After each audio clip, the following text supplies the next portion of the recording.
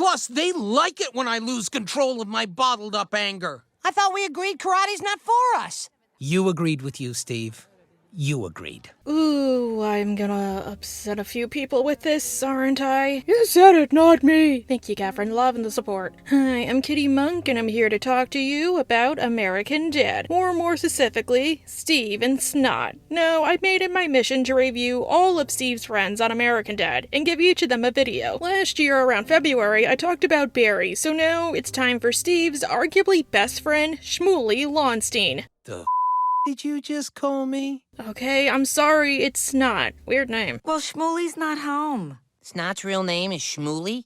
That is just so good to know. He sounds familiar, though. Didn't he have that show on the Hub? Now, in most adult sitcoms that feature minor characters, as in, like, under 18 characters, they usually have a best friend. Like Bart has Milhouse, Bobby has Joseph, and Connie, and Family Guy, I guess you kind of have Meg's friends. Usually this helps to expand the world and bring in an outside audience mouthpiece. However, I might be upsetting some people with this. Obviously, since this is a thing in the world of fiction, well, this isn't a thing in real life. Unfortunately, you probably won't remain friends with your childhood friends well into adulthood, or if you do, it'll just be a different kind of friendship. If you do, all power to you. I applaud you because friendships, even as an adult, take a fudge ton of work. Probably more as an adult because you're not seeing each other every day. But people change, interests change, jobs change, and unfortunately, drifting apart is just a fact of life you sadly need to accept. Maybe you were only friends because of proximity, and then you realized there was a whole world out there. Or maybe you realized you were only friends because you had nobody else to hang out with. Steve and Snot, and arguably the rest of Steve's friends, are a good amalgamation of that. Where they're totally different people, but they only really hang out with each other because they have to. Even Toshi pointed it out. In every conceivable future, he stops talking to Steve. What happens to me and Toshi? Toshi stopped talking to us after high school.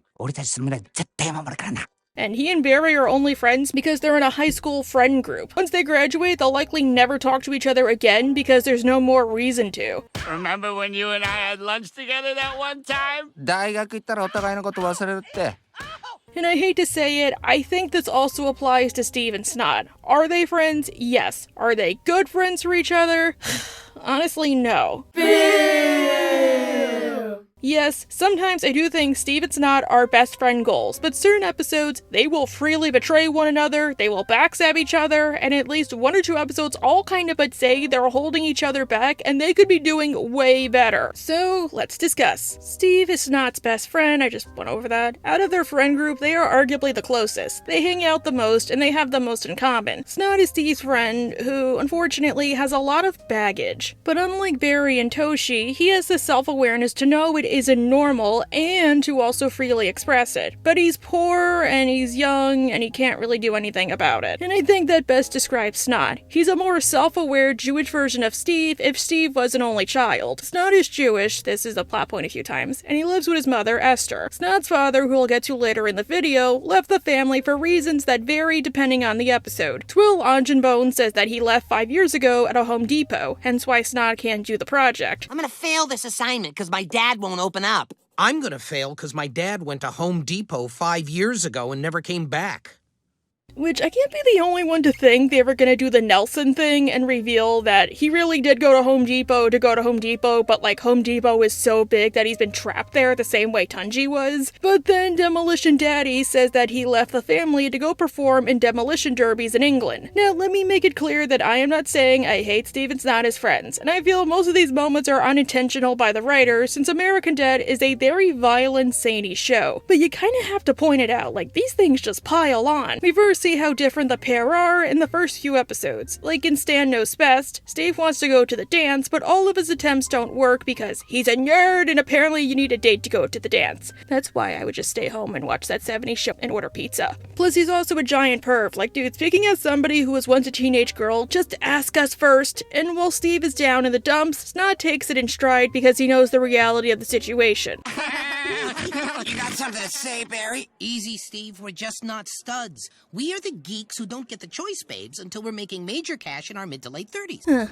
Maybe they fought about the unincludeds all the way back then. But even as far back as Con Air, we find that the pair are honestly pretty keen to backstab each other. In the episode, Not Jack dies, and Steve is devastated, both for the death of the man he thought was his grandfather, and at the reality that he really wasn't, since his quote-unquote real grandfather abandoned the family and now only decides to show his face now. So no cocaine snow globes for Steve. Hey, Chief, I brought you a Taliban snow globe. Shake it. That's real heroin. I don't want a heroin snow globe. I want my fake dead grandpa. Ugh. Good for you, Steve. Ask for meth snow globes, as Steve is the only one who isn't like, oh, okay. When Jack shows up, he goes to help clean out Not Jack's apartment, and he meets Gretchen, Not Jack's friend. Both are grieving for Not Jack, and well, things lead to things. I'm gonna miss him. Me too.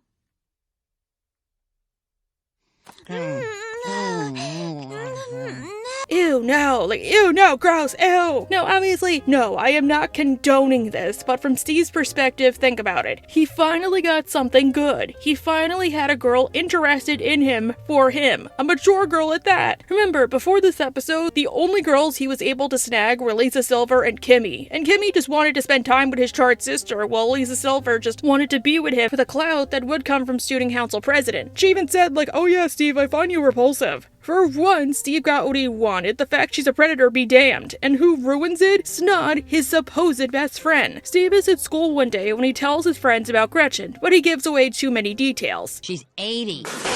Dude, she's got wrinkles. So do raisins, but those taste pretty sweet. Now, if you need me later on, check the retirement villa, apartment 2C. Steve, while you're at it, why don't you just give them Gretchen's social security number too? I'm sure there's a lot they could do with that. Steve goes back to Gretchen's, where he finds she's been with someone. And not just a random old dude her own age, but somebody Steve knows. My friend Snot has a cut-off Wrangler jean vest just like that.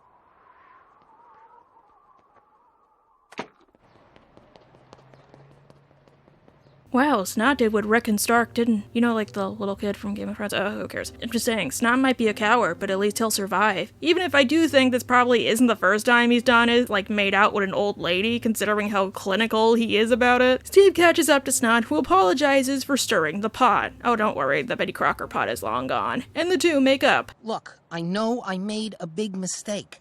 I just hope you can forgive me. Ah, Snot. Let's just make sure we never let a woman come between us again.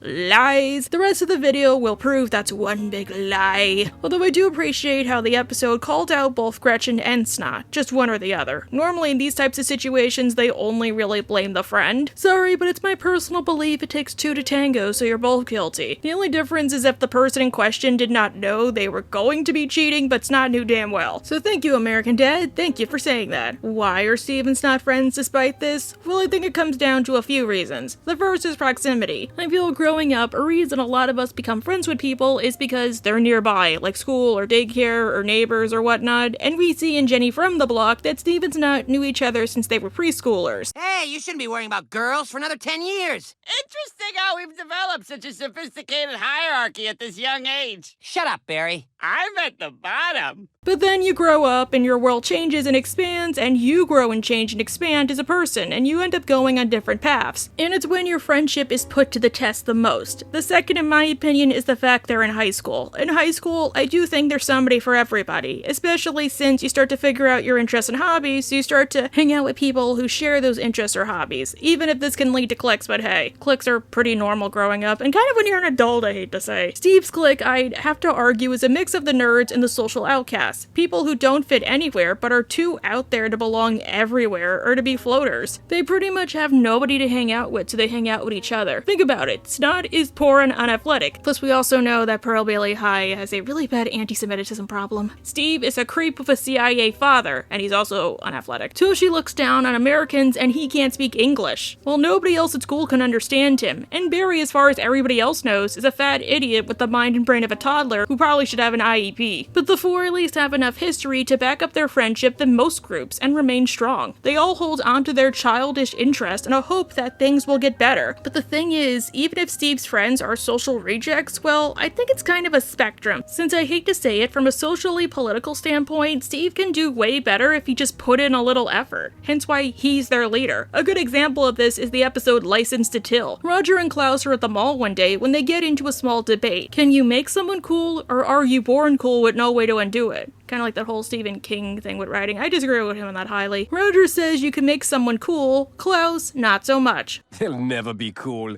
You're either born cool or you're not.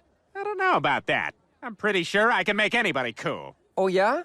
Makes sense to me. Like, from both of their perspectives. Roger started off as uncool on his home planet, and then became a cool person on Earth via his people skills and his personas. Klaus was always cool being a celebrity and all, but being stuck as a goldfish made him uncool until the newer seasons when he got with his boys. You know what? I should make another Klaus video. The pair make a bet that Roger has to turn a total loser into a cool kid, or he owes Klaus a steep penalty fee. A whole $1. $1 says you can't make the next loser up the escalator into a cool. You got yourself a bet. Think of all the nothing you could buy with that. Klaus has a certain target in mind. Oh my God! Pals that I know! Hello, pals!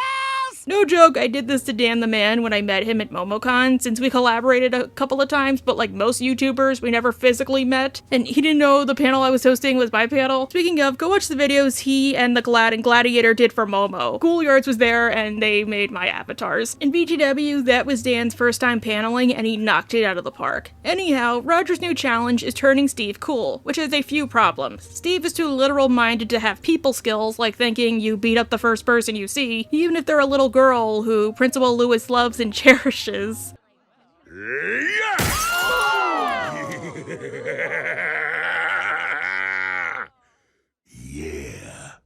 Yeah.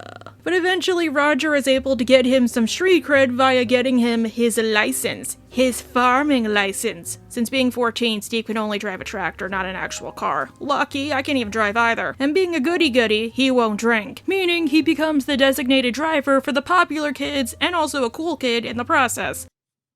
I love how comfortable you are with me. Ugh. He did it. The problem? Well, Steve had to betray his friends in order to be cool, since Roger tells him the only way to remain cool is to cut them off like a diseased hand. And like every diseased hand, sooner or later they come flopping back. Your popularity's too new. Distance yourself, now! I'm sorry, do I know you? What? Yeah, Steve, it's me, Snot. Bonk! Poor Snot. And yes, I really mean this not sarcastically, because talking is weird. Poor him! The reason Steve got the tractor in the first place was because of Snot. Snot and his friends are supposed to help his uncle bring in the Yom Kippur break fast. Not breakfast, break fast. Since if you don't know anything about Yom Kippur, it's basically the Jewish equivalent to like Ramadan, where it's like a day all about fasting. And the tractor is supposed to help them bring in the crops and do the chores, which they can't do if Steve took it. Wait, he only has one tractor. And this is how he repays him? However, I think this episode spells out a fundamental reason why Steve will never be cool, no matter how hard he tries. Yes, he knows cool people like Roger, who is now under his persona of Josh Bicel, since to me, being social is one way you become popular, as it's all about knowing who you know and who you associate with. But the thing is, he never projects an aura of confidence or self-respect, even when he has people's attention. Even at the beginning of the episode, one of his bullies said that he couldn't bully him that day, and instead of being like, yeah, I get to go home and not get bullied, Steve offered to bully himself, and the bully was like, okay. So I don't have time to pick on you. No problem. I'll pick on myself. Thanks, man. Front wedgie! Oh boy, even the whole designated driver role. Good for him, but he still doesn't realize they're still taking advantage of him, and they don't exactly care for him as a person. They just care for what he can give them. When Steve is to drive them to the next party, he loses one of his lenses. Since you can't drive without lenses, he's SOL.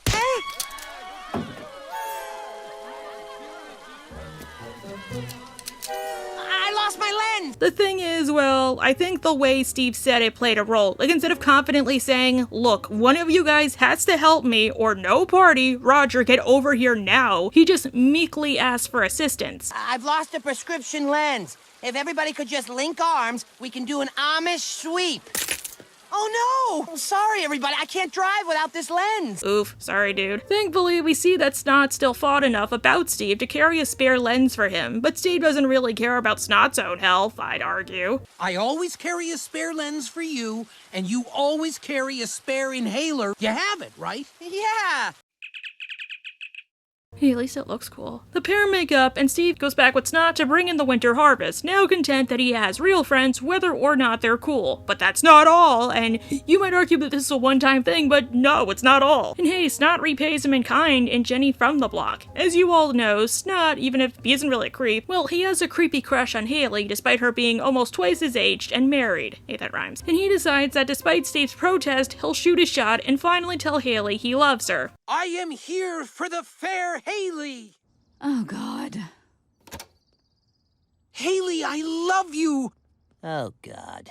Oh god. Snot, you don't actually love Haley, you're infatuated with her. There's a difference. Haley even said it. Love takes two people. At best you have a crush. I mean, I appreciate you finally saying something. Most people, me included, are cowards, but yeah, she's married, sometimes happily. She's never going to say yes. And I hate to say it, this doesn't just go for Snot, but for all of my viewers. If a boy or a girl or anybody else says no when you shoot your shot, they mean it. They aren't playing hard to get. They're not going to change their mind one day. They mean it. No means no. And you likely aren't going to make them love you no matter how hard you try. You're not Timmy Turner. It sucks, but at least be happy you had the confidence to say something and move on. If it makes you feel any better, I'm pretty sure she has the herpes. Yeah, she does. Then again, 80% of the population does in some way, shape, or form, so what makes her special? While this is going on, Steve and Co. are going to celebrate their friendship anniversary, where every year they go on a cool trip as friends. What I want you guys to know is, well, despite this being a friends excursion, none of the actual friends have input on where they're gonna go. It's just Steve coming up with an idea, which is usually lame as all get up, and then his other friends just agreeing to it. And Steve never says something like, hey, do you guys have any ideas, or do you guys actually want to do this? He just says something along the lines of, okay, this year I decided we're going to Baskin-Robbins, and that's it. But their annual excursion might be threatened by Snot's recent depression, so glad I don't date people. In order to help his friend, Steve gets Roger to ask Snot out and show him a good time under the persona of Jenny from the block, Steve's cousin visiting from Jersey. Steve's cousin visiting from Jersey. Yes! Yes, she is. I didn't mention it because... No one's doing the math. The two hit it off, literally. Literally. Since Snot and Jenny have supposedly done the one thing none of Snot's friends have ever done. Gross, piggish things on the beach or in the park. Wait, that doesn't sound right. From someone who's getting sniz on the reg. You're jealous that I'm getting sniz on the reg. Stop saying that! Yeah, that sounds right. Who cares what you think, Steve? You're not getting sniz. Now, another reason I think Steve and Snot are horrible friends, or at least horrible for each other, is because whenever one obtains any level of success or power, they hold it close to their chest and throw everybody else under the bus, just because, hey, it's something that they never had before, so they don't know how to deal with it. Or they have this burning resentment they bottle up until then. In Star Trek, for instance, Steve ended up cutting off his friends when he thought they broke one of his things, even if they said they didn't. Oh, some friend you are, clearly not trusting people. And S wants to CLTDFHC. Cut loose the dead weight from his coattails. There should be a W in there. Get in the trunk, Barry. Here, Snot gets bigger and likely paying Steve back for what he did, starts treating Steve like dog crap, even if Steve is the reason he's even with Jenny in the first place and was able to score. Now, do you remember Hocus Pocus? You know how they all made fun of that one kid for not scoring when he's like 15? Oh, ew kid, gross, grow up. Yeah, it doesn't get any better here. Barry and Toshi even get in on the action just because Snot is that much cooler than him, so it kind of gives him the green light to do this. And again, I wouldn't be surprised if much like Snot, they're just unleashing on Steve for all the rage they wanted to do for years. Hey, what are we supposed to do? Well, I guess we could... Not you, virgin! Pitches for our annual friends excursion. I was thinking...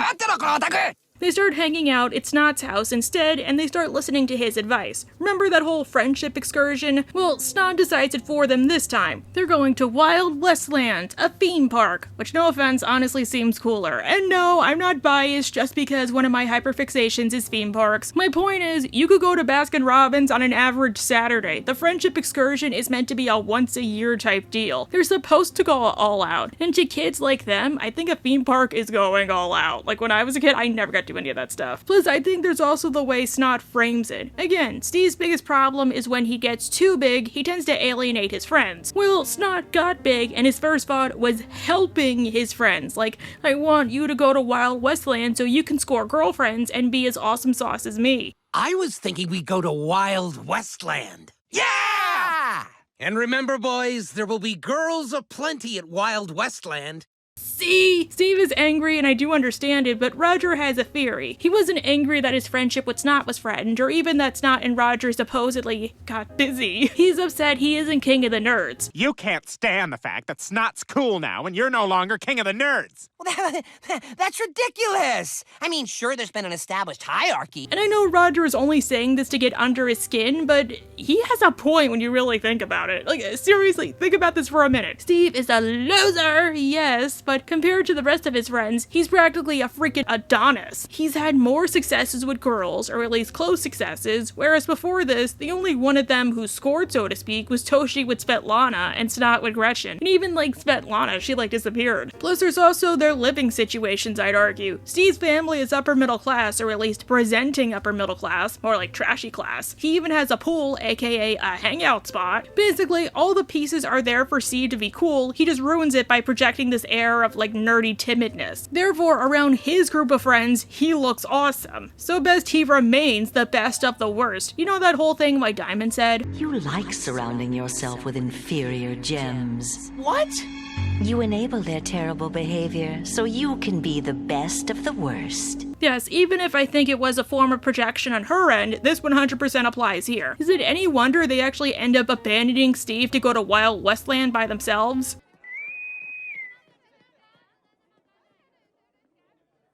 They went to Wild Westland without me. Okay, that hurts. I've had that happen a few times. Plus, I think it hurts more they ditch school to go and do it. Imagine how short those lines are gonna be! In revenge, Steve storms over to Wild Westland and tells Snot the truth. Snot isn't actually cool because Jenny was faking it, even though he has a girlfriend, so in a way I guess he would still be cool, but who cares? A stress ball. Feel familiar? This is what Jenny was using to fake. She didn't do it with you for real. What? Yes, Snot. All girls feel like stress balls. Totally not like this fleshy sponge. I say that from experience. What's interesting is that Steve knew the secret of the sinister stress ball for quite some time, and he only unleashed it when he did, not to help his friend but out of spite, both to him and to Roger. I get it, Steve was hurting, but if Steve was a good friend, he should have told him as soon as he found out. Snot's confidence is as deflated as an old balloon. What, I was gonna say stress ball? And Steve doesn't even bother offering a kind word. Look, I know you're upset, but you had to know the truth. Trust me, I know what's best for the group. You're right, Steve. You're always right. Ew, some friend you are. Finally, Steve realizes, yeah, maybe Snot won't get better. So he has Roger fake Jenny's death and apologize, not in that order obviously, and Snot is back to normal and Steve is back to being king of the nerds. So, Steve, what should we do now? What do you feel like doing, big guy? Maybe we should go to 31 Flavors. No, I hate this ending. I know the whole point is to show that Snot was a jerk that episode, and now he's finally apologizing to Steve the only way he knows how, but no, this episode wasn't just about that. It was about dissecting how Steve isn't a good friend when you really get down to it, since deep down he might care about Snot, or maybe Barry and Toshi, but he cares about himself and his own popularity a heck of a lot more. Yes, I think it was nice that Steve gave him the choice, but I'd rather it have been he opens up the floor to the rest of the friends instead of just Snot. That way they can finally plan a proper best friends excursion. As you know, friends, which they claim to be. Not to mention, none of them were on board with the idea of 31 Flavors in the first place, but I guess they made up, so who cares. And this isn't the first episode they sabotaged Steve. Remember Debbie? I knew you wouldn't miss my birthday party! Birthday party? Oh, right. Hey, you know who'll stand up for birthday parties? Debbie. And she sure could use your vote tomorrow. Everybody wants me to talk about Debbie. Which, BTW, for those of you asking, I did make a Debbie video last year, so go check that out. But in short, Steve and Debbie have gotten back together off screen, and it's kind of interfering with its little friendship group, since they've been kissing nonstop. And I hate to say it, Debbie doesn't have the same interests his friends do. Like, it's probably hard for all of them to hang out together. Like, she's a goth. She believes in karma and not getting revenge. She isn't exactly a nerd outside of possibly liking unconventional literature. So in any case, they probably wouldn't get along outside of surface level politeness. But can you really blame them for being concerned? Hang on.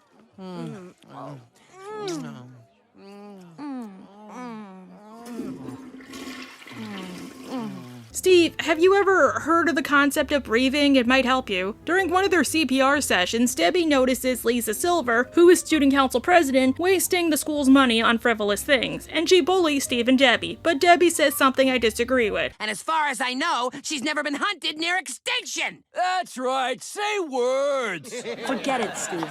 But don't stoop to their level. Yeah, Debbie has never been bullied, and it shows. Plus, maybe she doesn't know, like, about the whole history with Lisa and Steve. But Debbie decides the best way to get revenge is to put up or shut up, and Steve decides to do the put up and have Debbie run as student council president against Lisa Silver. Debbie gets a lot of support, but then an article comes out, supposedly by Lisa's cronies, which makes fun of Debbie, and sways the election in Lisa's favor. Steve is upset and decides, against Debbie's wishes, to get revenge on the popular girls, in all kinds of gross, horrific ways. And he does it all based on comments they made to Debbie. Like, they call Debbie fat? Well, he gives one of them reverse liposuction. They call her a lady who does piggish things? Well, one of them gets herpes. She called them a buffalo? Well, now she's gonna smell like one. Like, you kinda have to wonder just how long Steve was planning this. Like, if it was a giant revenge fantasy he was finally able to reenact. On the bright side, there is no doubt in my mind that he's Stan and Francine's child. Steve tells Debbie, who probably breaks up with him because, yeah, that's a little too far even by my standards. Like, I hate people, but I would just keep that in my head. He tells his friends, who confess, yeah, Lisa Silver and her friends are a bunch of B-words, but they did not write the article against Debbie. It was them! So you admit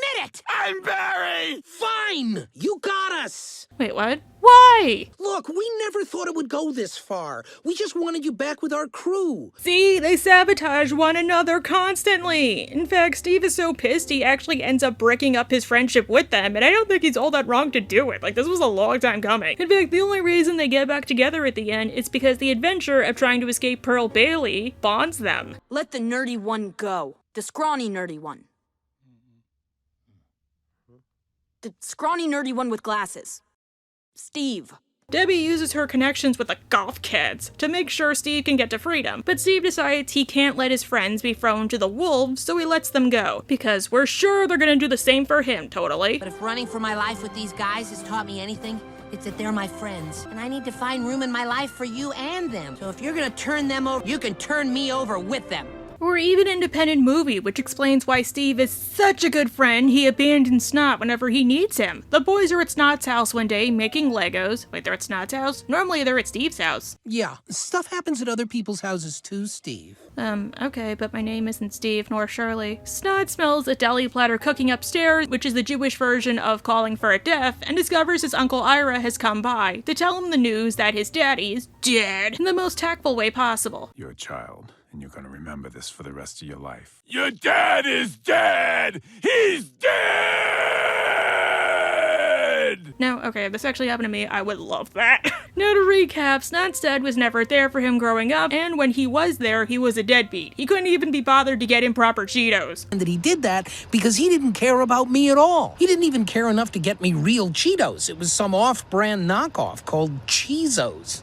Wow, what a cheapo. Cheeto. As a result, Snot feels absolutely nothing about his father's passing, which as somebody who tends to react to most deaths that way, I think it's a perfectly acceptable feeling. You aren't a sociopath or a psychopath. Grief just takes time to kick in, or it can manifest in all sorts of different ways. You're allowed to feel any way you want, even if you feel nothing in the moment. Plus, father or not, he wasn't really in Snot's life enough to make an impact beyond showing you what a father shouldn't do, so Snot is perfectly justified in feeling the way he does. His father was just another relative to him. You're not going to your own dad's funeral? It's all the way in Stockton, and my mom isn't going, and besides, I didn't even know him. At best, we were Friendly. However, Steve, who does have a loving father 98% of the time and also had to bury several relatives, believes that if Snot doesn't go to his dad's funeral, he'll regret it. Because a funeral is your last chance to say goodbye. And to help Snot grieve, he tries to reenact it as an independent movie because they do like that genre. Steve, this is not a big deal to me. I really don't care. Because you're in denial. How do I make this clear to you?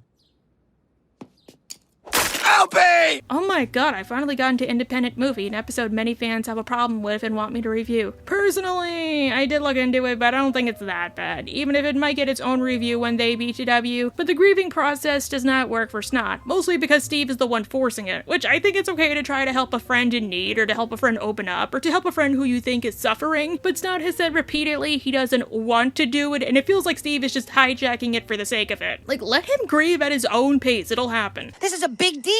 Yeah, it's my big deal. And I am not going to pretend to have some big theatrical reaction to this just to make you happy. They eventually make it to a motel to rest where Snot goes to get dinner from a vending machine. This was before DoorDash. And BTW, they're minors, so for some reason, likely familiarity, he picks the not Cheetos his dad got him, but it gets stuck. Oh, now he's gonna get 2 Cheetos. And reading the slogan on the bag, it finally sinks into Snot that his father is dead, and so is any chance of him having a good dad, seeing him again, or reconciliation.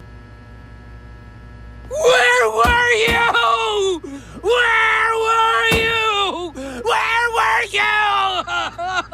Yeah, I'm sure the main reason people don't like this episode is either being unfamiliar with the genre or just straight up anti-humor, which is totally fair. Like, when I watched it the first time, I'm like, what the hell are they doing? As an adult, I still don't think it's a bad episode, but I don't think it's a good episode. It's an okay episode. But Snot decides to finally go with Steve to the funeral, which, good for him. The thing is, well, Steve ditches him for a manic pixie dream girl, aka one of the cliches of independent movies, who I'm just gonna call Zooey Deschanel, since Zooey Deschanel voices her and said character has no name, so yeah, Zooey Deschanel it is. Zooey Deschanel is pretty fine hanging out with Steve, at least until Steve tells her he did this trip for Snot and he ditched Snot. I'm the kind of guy who drives cross-country to take his friend to his old man's funeral. Wait a minute. You blew off your grieving friend to hang out in a hot tub with a complete stranger? Zooey Deschanel sums him up. He's an emotional tourist, aka he might care about people, but he's ultimately selfish, and he attaches himself to emotional stories he finds interesting to feel some kind of connection, kind of like his own movie playing out in his head. And then he ditches these people when he gets bored and moves on to the next thing. You're the kind of person who feeds off others' experiences to fill the void inside of you. An emotional tourist. And I'm sorry, but that's not the trip I packed for. And honestly, Zooey Deschanel is right, to a degree. Like, I do think, yeah, she's right, he's like selfish, but I do think part of it is on Steve's end. He grew up in a loving home, so we can't fathom the idea you wouldn't want to do one last act to say goodbye to your father, no matter how bad he was. I mean, he restored Jack and Stan, he saw the good in him. Not to mention how Steve has become an innocent dude at that point, whereas early season Steve would be like, okay, Snot, we're staying home this weekend, you want to play video games? Steve ends up traveling to the funeral to make things right, but at the last minute he decides not to go because Snot was comforted by Barry of all people, crying there. And Barry proved to be a better friend than him, the only friend who never deserted him. Oh yeah, I should have said Toshi went into a cornfield earlier or something, I don't know. What are you talking about? Please go. And maybe this could explain why we get later season episodes like, so I heard you want to buy some speakers. So Steve just asked for a drive home, never making up with Snot. And not to mention Snot sort of returned the favor considering the clone episode. Steve and Snot are getting bullied for being virgins. Really, people still do that. So they decide to try and unsuccessfully lose their virginities this week via prom night, where girls are encouraged to finally do it themselves. Considering all they've done these past few seasons, did you not watch this video or any of my other videos, they are unsuccessful at scoring dates. Therefore, they decide to use Stan's CIA technology to make clones and then take them out to prom, which Haley warns against. You can't objectify women like this. These girls you're talking about, they're someone's sister, someone's daughter. If you'll just let me finish my sentence. Asses. Yes, any future or current perps, listen to what Haley says, she says it better than I do. But Steve and Snot don't, as they go down to the mall and with no context, they follow girls into their changing rooms to steal their hairs and their salivas. And one of those girls is voiced by Mae Whitman. Darn, we only got one DNA sample.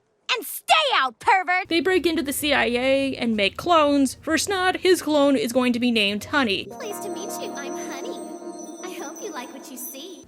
Another reminder, I need to make that Space Dandy video. But if you do see me at a con and I'm dressed as Honey, ask for the Gilgamesh tequila and you'll get a super neat sticker. And for Steve, it's Glitter, after his grandmother. I'm gonna name mine after my grandmother. Glitter. Naming your clone after your grandmother. That's a nice way to honor her. Wait, Betty went by Glitter? When was this? Who am I kidding? It's totally something Mama would do with her beautiful holiday wig. They make the clones, but the clones don't come out as teenage girls, they come out as babies, because realistically, cloning isn't doing that. It's making an exact copy of something from birth. Pet cloning is a lie. The two are left with babies who rapidly age, and math-wise will be their age on prom night. Do you realize what this means? At the accelerated rate they're growing, they're gonna be the right age for prom by Saturday! Cool! We can just leave them here. But full disclosure, while Steve and Snot did learn a lesson here, sci-fi aside, that is freaking creepy! They basically raise these girls with the knowledge they're going to take them to prom for one thing and one thing only. There's no life plan for them afterwards, because what are they supposed to do? Once they, finish with prom, their bodies are gonna shut down. Ew! There's wife husbandry, and then there's that. I'm so excited for prom tomorrow. Wait, we made you something to wear to prom. Aww, thanks, Doodlebug. It's gross on so many levels. I thought Bill was gross. This doesn't compare. Steve finally realizes, yeah, maybe not the best move to raise a girl as your daughter for the express purpose of banging. Who would have thunk? So he tells Snot his plan, who decides, Snot, we said we weren't gonna sleep with our daughters! You didn't say I couldn't plow yours! But it was heavily implied! Ew, no, that's arguably worse. You might not be her dad, but you're still her uncle. That's gross too. Thankfully, Stan unclones Honey. Now I gotta unclone them. Unclone means kill. Whoops. Unclone means kill. Honey! Oh, Honey. How is she gonna go to her ship at Space Hooters now? Steve is able to stop Glitter and Snot by telling Glitter why it's wrong to do so. And Snot, well, he has to witness his daughter's corpse while nobody cares, so I guess it's karma for his end. You're not just some conquest. You're an amazing and beautiful young woman. And that's how you should be treated. My sister was right. You are somebody's daughter.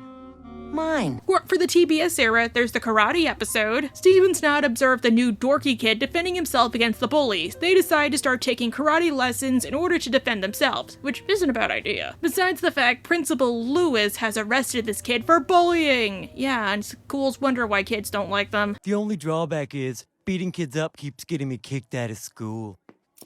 I'm 17 and I can't read an alphabet. But I know which one the moon is. At the karate studio, aka Dojo Biden, that is super clever, Sensei Tom teaches Snot that the best way to do karate is to tap into your anger. What makes you angry, son? Don't call me son! There it is. Dead dad, huh? Yes! Then use that and punch. Which, yeah, I don't think that's such a bad idea. Snot has a lot of bottled up anger, as the episode points out, and a karate studio is a safe, controlled environment where he can unleash that anger. Sensei Tom tells Snot that whenever he punches, to channel his anger into his father not being there. And it works. You're never gonna learn to fight unless you tap into the anger inside you. What makes you angry? I don't know. Everyone has anger. Ooh, Steve. Steve doesn't think karate is a good idea, but Snot does, and part of me knows why. Remember Independent Movie, where Steve basically ordered Snot to unleash his anger at her, which Snot did not want to do and only managed to do once he was alone and away from Steve, and then he ditched him as soon as he did to tongue kiss a girl? Yeah, I do too. Use your anger! Attack! Attack!